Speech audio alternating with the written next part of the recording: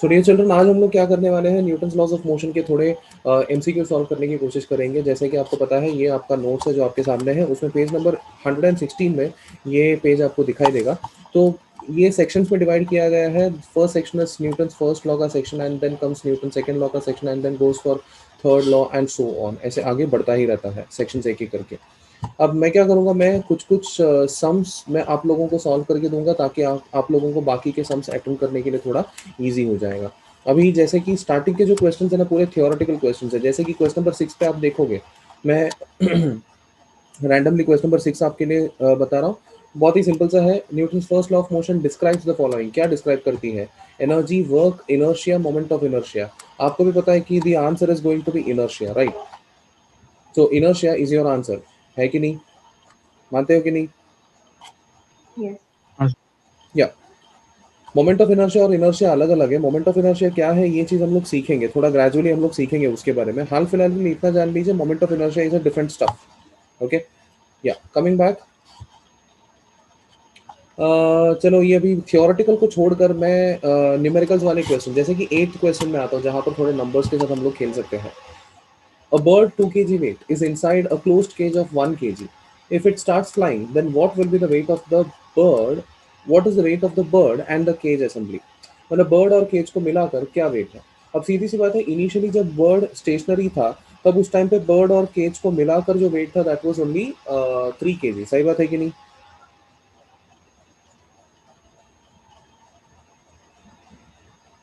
Hello? हाँ sir. या तो टोटल 3 kg था इनिशियली। अभी बर्ड जब फ्लाई होना शुरू होगा, तभी भी एक्चुअली केज और बर्ड का कंबाइंड वेट जो है ना, तभी भी 3 kg ही होगा। रीजन क्या है? बर्ड कैसे फ्लाई करता है? Bird flies by applying force to the air molecules downward. मतलब एयर मॉलिक्यूल्स को नीचे की तरफ पुश करके बर्ड फ्लाई करने की कोशिश करती है। इसका मतलब बर्ड भले केज के ऊपर हो, तो बर्ड डायरेक्टली केज से कांटेक्ट में नहीं है। बर्ड ने डायरेक्टली केज के ऊपर कोई भी फोर्स अप्लाई नहीं किया, but indirectly with the help of air molecules around it, bird अभी भी केज के ऊपर फोर्स अप्लाई कर रही है। That's why bird is able to fly. Bird is able to maintain itself on the air molecules, about the air molecules. That means indirectly bird का weight kg के ऊपर अभी भी है, with the help of the molecules, air molecules. Therefore in short, the answer is going to be again 3 kg। Bird fly करे, bird stationary रहे, bird का weight हमेशा ही 3 केज का वेट हमेशा ही 3 kg होगा। Do you understand this? Sir बोलिए। बट परफेक्ट केज ही होगा क्या? हाँ, जब क्योंकि ये बर्ड अभी देखो, अगर केज क्लोज है हम्म तो जब बर्ड फ्लाई करने लगेगा तब उसका कांटेक्ट तो टूट जाएगा ना। That's what I am saying, directly टूट रहा है, बट इनडायरेक्टली अभी भी मेंटेन्ड है ना। I hope you are understanding. Indirectly पर वो मेंटेन, एयर में है ना अभी। एयर में है। एंड एयर किसके ऊपर अभी? ठीक है, सिंपल सा फंडा। अभी मान लीजिए आपके हाथ में 5 kg का एक ब्रिक है। आपने स्टार्टिंग में वो 5 kg के ब्रिक को आपके हाथ के ऊपर डायरेक्टली रखा था। अब उसके बाद आपने क्या किया? आपने आपके हाथ के ऊपर एक हार्डली मतलब वेटलेस वुडन का एक छोटा सा लकड़ा आपके हाथ में रखा, जिसका हार्डली कुछ वेट रहेगा, चलो लेस वेट वाला। और उसके ऊपर 5 kg का ब्लॉक रखा। क्या आपके हाथ के ऊपर वो 5 kg का वेट एक्सपीरियंस नहीं होगा क्या? I hope you are understanding what I am trying to say. Shreyas, are you there?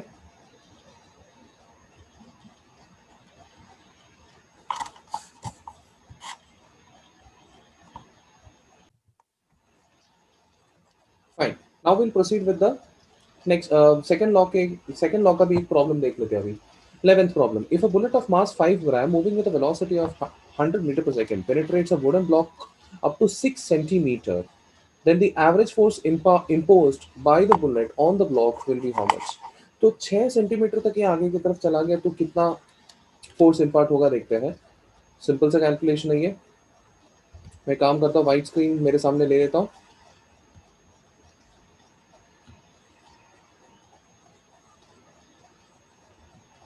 So in this white screen question number 6। Okay, data में क्या क्या दिया है देखते हैं।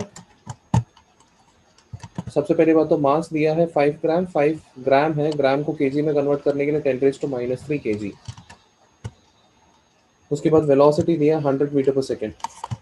प्रिसाइसली स्पीकिंग ये उसका इनिशियल वेलोसिटी है, तो 100 मीटर पर सेकेंड को मैं यू से डिनोट करूंगा।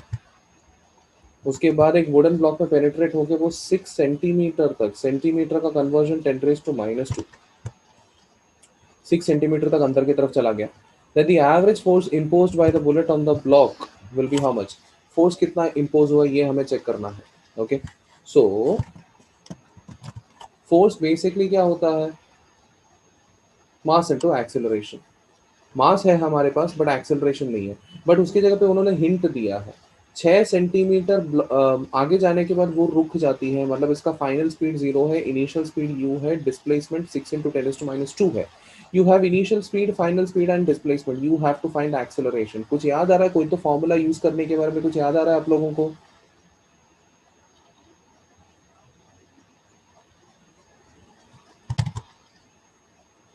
न्यूटन का जो इक्वेशंस ऑफ न्यूटन नहीं, वो इक्वेशन सही बोला, बट न्यूटन का नहीं था वो इक्वेशन। 3 इक्वेशंस जो मैंने दिए थे मूविंग बॉडीज के लिए। मूविंग, मैंने हमेशा बोला है कि जब भी काइनेटिक बॉडीज आती है, इक्वेशन। एग्जैक्टली काइनेमेटिकल इक्वेशंस, जब भी मूविंग बॉडीज आती है हमेशा ही आपको वही यूज करना है। दैट मींस यहाँ पर क्या यूज करेंगे आप? एक्सेलरेशन फाइंड करने के लिए आप यूज करेंगे v² = u² + 2as। 3 इक्वेशंस थे एंड तीनों इक्वेशंस में से यही एक इक्वेशन है जो ये डेटा के हिसाब से मैच होके जाता है। सही बात है कि नहीं? यस। या अभी मैं क्या कर रहा हूँ, यहाँ पर डेटा के हिसाब से वैल्यूज डालते जा रहा हूँ। मतलब ये 100 था, 100 का स्क्वायर 10,000 हो गया, v0 का स्क्वायर 0 ही रहेगा, multiplied by 2 multiplied by a multiplied by s। s मतलब कितना? 6 × 10⁻²। अब इन सबको दूसरे तरफ भेज देता हूँ, ये दूसरे तरफ आ जाएगा। That means 2 × 6 is 12 × 10⁻² is multiplied by a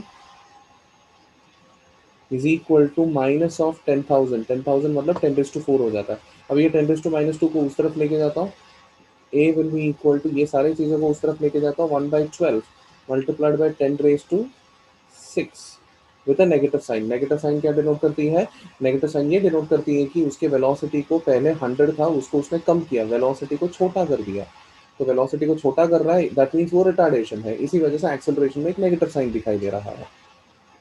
now उसके बाद फोर्स हमें निकालना है। फोर्स का एक्सप्रेशन तो आप जानते ही हो, force is equal to mass into acceleration. Mass का वैल्यू दिया है 5 × 10⁻³ and acceleration is 1/12 multiplied by 10⁻6। So कुल मिलाकर हमें मिलेगा force is equal to 5/12 × 10⁻3। Okay, so इतना तो समझ जाइए कि 5/10 अगर होता तो 0.5 होता था आंसर। अब 5/12 है तो it is something less than 0.5, may be 0.4 और 0.5 के बीच में कुछ तो भी रहेगा, इंटू 10⁻3। ये चीज़ दिमाग में रखना। ये चीज़ दिमाग में रखते हुए आप इनके ऑप्शंस को एक बार देख लेना, क्योंकि देखो नॉर्मल टेक्स्ट बुक सम्स रहता, मैं बोलता था लॉग यूज करो या फिर बैठ के कैलकुलेट करो, ऐसे बोलता था। लेकिन एंट्रेंस एमसीक्यूज के केस में आप एक बार समझ लीजिएगा, the procedure does not matter. आपने कैसे सॉल्व किया डज नॉट मैटर, स्टेप्स लिखा नहीं लिखा does not matter, what matters is only the answer. Okay, तो यहाँ पर अगर मैं अक्सर स्टूडेंट्स को यही बोलता हूँ कि बैठ के कैलकुलेट करने के पहले एक बार फ्रैक्शन को देखकर एक रफ एस्टिमेटेड वैल्यू निकालो दिमाग में। मुझे इतना पता है कि भाई 5/10 होता तो the answer would have been 0.5 multiplied by 10⁻3, मतलब 500 होता था। सिंस ये डिनोमिनेटर 10 की जगह पे 12 है, दैट मीन्स मेरा आंसर 0.5 की जगह पे कुछ तो भी वैल्यू होगा जो 0.4 और 0.5 के बीच में होगा। मतलब मेरा जो फाइनल आंसर रहेगा दैट विल बी 400 एंड 500 के बीच में कुछ तो भी होगा। Do you understand this? अब आप एक काम करो, ऑप्शंस देखने की कोशिश करो। चलो क्वेश्चन की तरफ वापस बढ़ते हैं। क्वेश्चन में अगर जाएंगे तो I will find 8300 which is nowhere near my answer. Then 830, वो भी मेरा आंसर नहीं है। 0, वो भी मेरा आंसर नहीं है। 417 ऐसा एक नंबर है जो 400 और 500 के बीच में आती है। That means I can directly conclude that 417 is my answer. That means 417 Newton. इस तरह आप लोग टाइम सेव करते हुए आप आंसर तक पहुंच सकते हैं। 5/12 डिवाइड करने में थोड़ा ज़्यादा टाइम लगता था, लेकिन ऐसा रफ एस्टिमेशन लगाने में कम टाइम लगता है। Am I clear? Yes. Yes, sir. Wonderful wonderful, yes please note it down. So fine, I believe आप लोगों का ये हो गया है। अब बढ़ते हैं एक और सम, चलो आगे थोड़ा और सम देखने की कोशिश करते हैं। अभी 6th वन हो गया। पहले ये 6th वन नहीं था ना, ये हम जो सॉल्व कर रहे थे वो 11th वन था, if I am not wrong. 6th one नहीं था वो। ओके, आप लोग ने नंबर क्या लिखा? 11th वन ही लिखा ना? 11th वन लिख लीजिए प्लीज। आगे बढ़ते हैं 13th वन। अगर देखेंगे 13th वन मैं सॉल्व नहीं कर रहा हूँ, मैं जस्ट आपको बता देता हूँ कैसे सॉल्व करना है। अ फोर्स ऑफ 100 टाइम्स, मतलब उन्होंने फोर्स ऑलरेडी दे दिया, टाइम्स में दिया है, उसको न्यूटन में कन्वर्ट करना पड़ेगा। एक्ट्स ऑन मास, मास भी दिया हुआ है, टाइम भी दिया हुआ है, वेलोसिटी कितना प्रोड्यूस हुआ है ये पूछा है। सो बेसिकली आपको जो फॉर्मूला है ना, force is equal to change in momentum upon time, वो फॉर्मूला आपको यूज करना है। That is change in momentum upon time. Change in momentum होता है mass into velocity minus zero upon time. Zero क्यों लिखा मैंने? इनिशियल मोमेंटम जीरो है, इस कंसिडरेशन से लिखा है। तो ये फॉर्मूले को अगर सॉल्व करेंगे, उन्होंने फोर्स का वैल्यू दिया है, मास का वैल्यू दिया है, टाइम का वैल्यू दिया है, जिसमें से आप वेलोसिटी का वैल्यू फाइंड कर सकते हैं। This is the solution for some number 13। Am I clear? Yes. Very good. इसका मतलब यस सर ठीक है, वो क्वेश्चन के बाजू में भले ये फॉर्मूला एक बार लिख के रख लीजिए, बाद में सॉल्व कर देना उसको।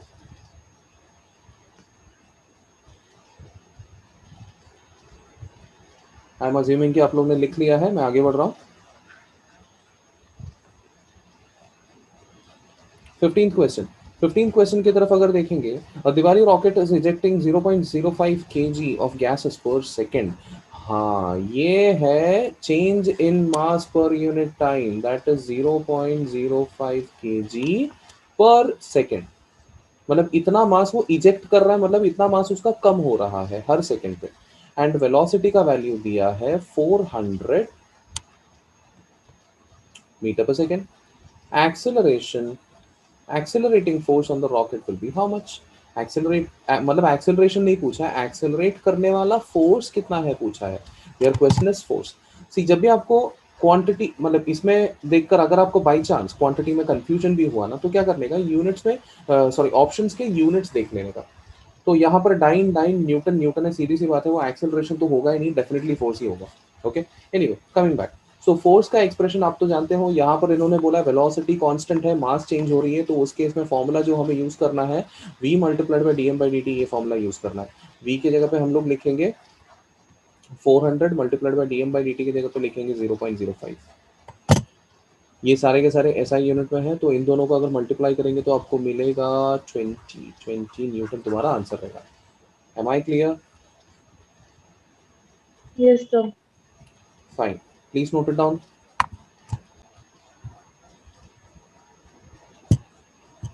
फाइन डियर चिल्ड्रन, अभी आगे बढ़ते हैं। एक और सम सॉल्व करते हैं न्यूटन के सेकंड लॉ में से 19th प्रॉब्लम। अच्छा 19th एक्चुअली 18 से कनेक्टेड है ना, तो एक काम करता हूँ, मैं 18th वन सॉल्व करता हूँ। A body of mass 2 kg is hung on a spring mounted vertically in a lift if the 18th नहीं sorry 17th one. Okay, if the lift descends with an acceleration equal to the acceleration due to gravity, the reading on the spring balance will be how much? ये बड़ा ही interesting सवाल है, actually बहुत simple भी है। ये देखकर हमें लगता है कि भाई कुछ तो कॉम्प्लिकेटेड है। ये मान लीजिए ये स्प्रिंग बैलेंस है, इस पर फोर्स क्या क्या एक्ट होती है। एक तो अर्थ का mg नीचे की तरफ एक्ट हो रही है, दूसरा ये लिफ्ट नीचे की तरफ डिसेंट मतलब नीचे की तरफ आ रही है विद सम एक्सेलरेशन। तो आप तो जानते हो कि ये जब नीचे की तरफ आती है तो इस पर स्यूडो फोर्स एक्ट होती है ऊपर की तरफ ma। एंड इन्होंने इस पर ये स्प्रिंग बैलेंस पर कितना फोर्स एक्ट हो रहा है, कितना फोर्स एक्ट होगा स्प्रिंग बैलेंस पर, जितना उसका टेंशन होगा उतना फोर्स एक्ट होगा स्प्रिंग बैलेंस पर। ओके, अब ये फोर्स कैसे कैलकुलेट करेंगे देखते हैं। अब आप तो जानते हो कि भाई जो टी है, मतलब ऊपर की तरफ क्या है, T plus M A is equal to नीचे की तरफ क्या है, एम जी। आप क्या करोगे, टी को अकेला करके एम को इस तरफ रख के जी माइनस ए उस तरफ लेके जाओगे। अब यहाँ पर एक्सेलरेशन का वैल्यू उन्होंने डायरेक्टली क्या दिया है, it is equal to the acceleration due to gravity, ऐसा बोला है। तो ए की जगह पे आप जी लिख लीजिए, ए की जगह पे जी लिख लिया तो क्या होगा, जी माइनस जी क्या हो जाएगा, आंसर आपका जीरो। तो फाइनली स्प्रिंग बैलेंस का रीडिंग क्या होगा, zero. So this will be your answer. Please note it down. 17th problem.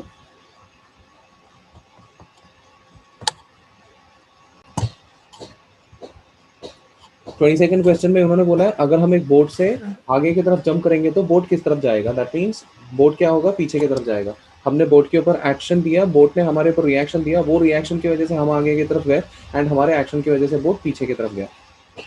Next 23rd question, if you are on a frictionless horizontal plane, how can you get off if no horizontal force is exerted by pushing against the surface? So आप एक horizontal plane में हो, आपको उसमें से बाहर निकलना है।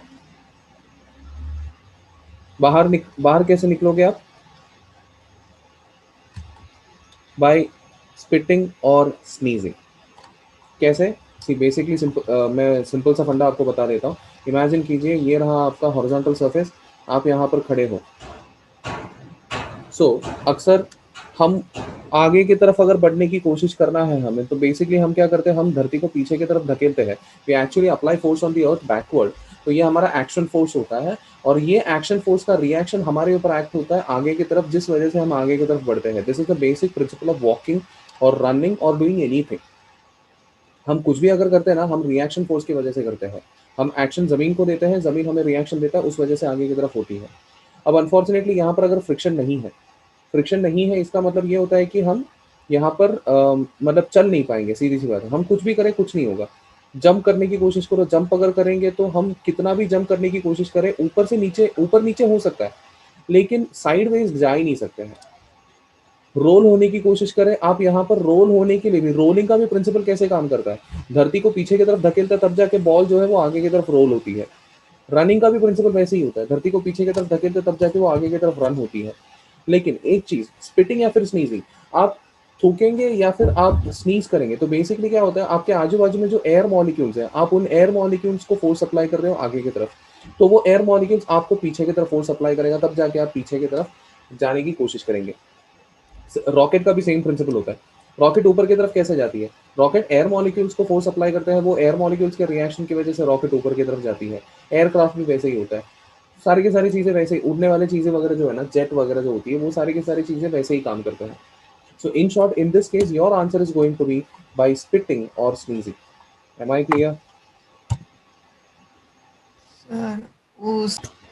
Fine. Now let's catch up with the sum number 32. Sum number 32 देखते हैं. If a player caught a cricket ball of mass 150 gram moving at a rate of 20 meter per second, if catching process is completed in 0.1 second, the force of the blow exerted by the ball in the hands of the player will be how much? So basically force क्या होता है? Change in momentum upon time, जैसे कि आप जानते हो. Change in momentum क्या हो जाएगा? It will be final minus initial. Final momentum is zero, क्योंकि बॉलर के मतलब कैच पकड़ने के बाद वो हाथ में फिट हो जाता है। Final is zero. Initial momentum is M U upon time. इन्होंने सब कुछ दिया हुआ है, उन्होंने पूछा है force, what they are asking is force. उन्होंने मास दिया हुआ है, इनिशियल वेलोसिटी 20 मीटर पर सेकेंड दिया हुआ है, टाइम दिया हुआ है 0.1। Can you solve?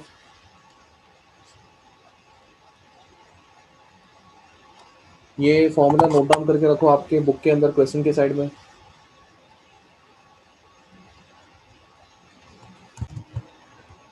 So dear children, ये 33rd क्वेश्चन की तरफ अगर देखेंगे, एक रॉकेट है जिसका मास 100 kg है, 90% of this is fuel. It ejects fuel vapours at the rate of 1 kg per second with a velocity of 500 meter per second relative to the rocket. It is supposed that the rocket is outside the gravitational field.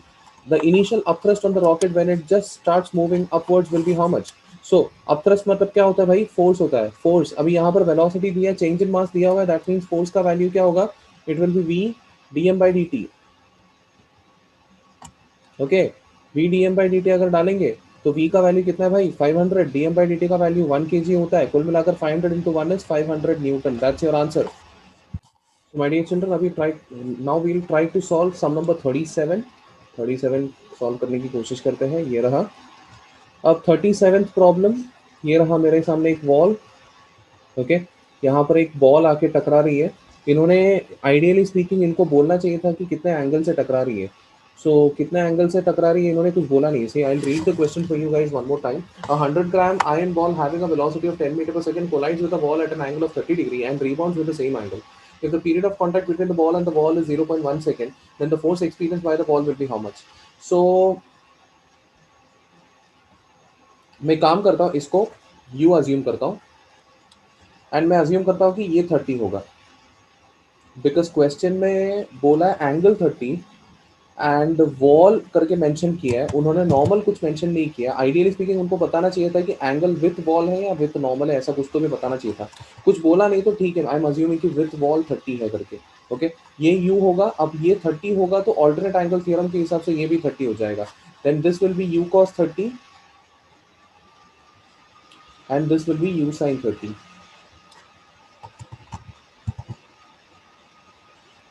अब यही body वापस जा रही है बाहर की तरफ with same angle, और उन्होंने कितने स्पीड से वापस जा रही है कुछ बोला नहीं है, सो वी विल अज्यूम कि सेम स्पीड से जा रही है।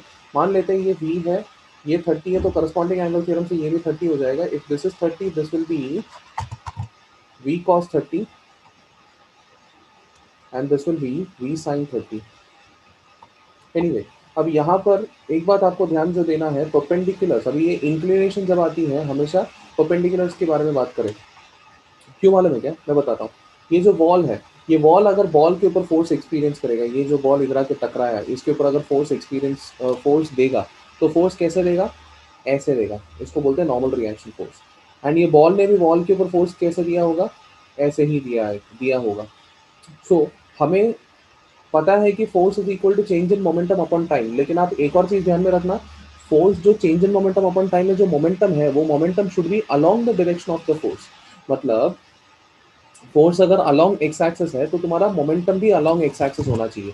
तो आपको जो वेलोसिटीज कंसिडर करना है, ये वेलोसिटी कंसिडर करना है इनिशियल, और ये वेलोसिटी कंसिडर करना है फाइनल। इसको, ये जो कंपोनेंट है u cos 30 जो इस फोर्स से परपेंडिकुलर है, इस कंपोनेंट का कोई लेन देन होगा ही नहीं हमारे कैलकुलेशन में। ये पूरा का पूरा इग्नोर हो जाएगा पूरी तरह से, क्योंकि हमारे लिए जो इंपॉर्टेंट है that is this component. Anyway, अब सॉल्यूशन की तरफ बढ़ते हैं। जो फोर्स होता है, force is basically change in momentum upon time. Change in momentum मतलब mass into final velocity upon minus initial velocity. So mass into final velocity क्या है भाई, v sin 30। v sin 30 मतलब मैं लिखता हूँ v/2 माइनस इनिशियल वेलोसिटी कितना है भाई, u sin 30। u sin 30 मतलब u/2 अपॉन टाइम। टाइम कितना दिया है भाई, यहाँ पर हाल फिलहाल में t लिख लेता हूँ। एंड फाइनली ये m का वैल्यू उन्होंने कितना दिया है यहाँ पर, इट्स 100 ग्राम। 100 ग्राम मतलब 0.1 kg मल्टीप्लाइड बाई v और u दोनों का वैल्यू 10 है। So this will B 10/2, this will also be 10/2। By the way, यहाँ पर हाँ एक चीज डालने भूल गया, एक वेलोसिटी अंदर की तरफ जा रही है और एक बाहर की तरफ जा रही है, तो इसमें से किसी एक को मैं एक्स्ट्रा नेगेटिव साइन दूंगा। दैट मीन्स ये, इसको मैं अगर एक्स्ट्रा नेगेटिव साइन दूंगा तो माइनस माइनस क्या हो जाएगा, प्लस हो जाएगा। So this will B 10/2, this will B 10/2, minus minus plus, तो 10/2 plus 10/2 gives you 10 upon time का वैल्यू कितना होगा, टाइम का वैल्यू विल बी 0.1। 0.1 होगा टाइम का वैल्यू। ये दोनों 0.1 कैंसिल हो जाएंगे, फाइनली हमारा आंसर बचेगा हमारे पास 10 Newton. This will be your answer, please note it down. Fine, dear children. Now let's deal with the concept of motion of connected bodies. 56 problem. A block of mass m, mass capital M, pulled along a horizontal frictionless surface by a rope of mass small m. अब तक के हम लोग ने, मैंने जो भी examples आपके सामने सॉल्व किए उसमें रोप का मास नहीं था, इट वॉज मासलेस रोप। अब यहाँ पर मास दिया है, कैसे टैकल करना बताऊंगा मैं आपको। If a force P is applied at free end of the rope, the force exerted by the rope on the block will be how much? Interesting sir. This is sum number 56, right? ठीक है।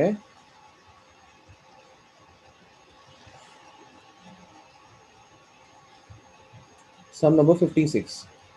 So what they are saying, they have a block whose mass is capital M and they have a rope, okay, whose mass is small m. At the end of the rope, they are applying force P and they are asking कि ये rope ने block के ऊपर at this particular point कितना force apply किया। अब इसको कैसे टैकल करना है, सी, अब तक मैंने आपके सामने जो भी रोप वाला एग्जांपल्स लिया था, स्ट्रिंग वाला एग्जांपल लिया था, मासलेस स्ट्रिंग लिया था, अभी मास वाला स्ट्रिंग आया आपके सामने, मास वाला रोप। जब भी मास वाला रोप आया ना, मैं आपको अभी जो टेक्निक बताने वाला, ये टेक्निक हमेशा ही इस्तेमाल करना जब भी मास वाला रोप आएगा। मास वाला रोप आएगा तो आप एक काम करो, इधर मैं लिख के देता हूँ, whenever you tackle with a rope having its own mass,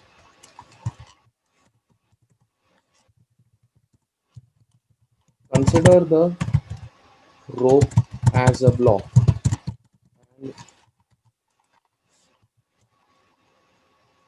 consider a massless, consider block and rope connected by a massless string.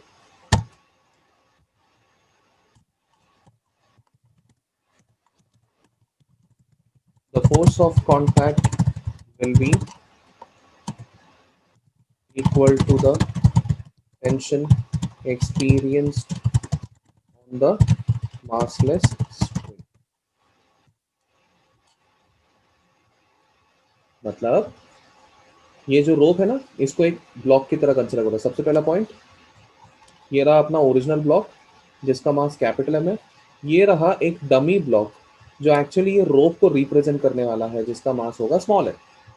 और इन दोनों का जो पॉइंट ऑफ कांटेक्ट है, उस पॉइंट ऑफ कांटेक्ट पर एक मासलेस स्ट्रिंग है करके अज्यूम करेंगे। अब इन दोनों के पॉइंट ऑफ कांटेक्ट में जो भी फोर्स रहेगा वो ये स्ट्रिंग का टेंशन रहेगा, टेंशन टी। तो इन शॉर्ट आपने अगर टेंशन टी फाइंड किया तो आपका आंसर मिल जाएगा। इन्होंने बोला है कि इसको पी से पुल किया है, पी फोर्स से। सीधी सी बात है, टेंशन इसको इस तरफ खींचेगी, ये एक्सेलरेशन आगे की तरफ जा रही है। तो इसके फ्री बॉडी डायग्राम में से जो इक्वेशन बनेगा that will be P minus T is equal to mass into acceleration. दूसरे ब्लॉक पे सेम फ्री बॉडी डायग्राम वाला लॉजिक लगाएंगे, ये भी आगे की तरफ एक्सेलरेशन से जा रही है, इसको सिर्फ और सिर्फ टेंशन एक्सपीरियंस हो रही है। तो इसके केस में इक्वेशन हो जाएगा tension is equal to mass into acceleration. ये दोनों इक्वेशंस को अगर आप ऐड कर देंगे तो आपको LHS में बचेगा P, RHS में बचेगा capital M plus small m multiplied by A, जिसमें से आप एक काम कर सकते हैं, आप एक्सेलरेशन निकाल सकते हैं P upon capital M plus small m। ये होगा आपका acceleration. Now you wish to find tension, tension will be equal to, ये कैपिटल M के बाद A का वैल्यू डाल दीजिए, so capital M multiplied by P upon capital M plus small m. That's your answer. Please note it down.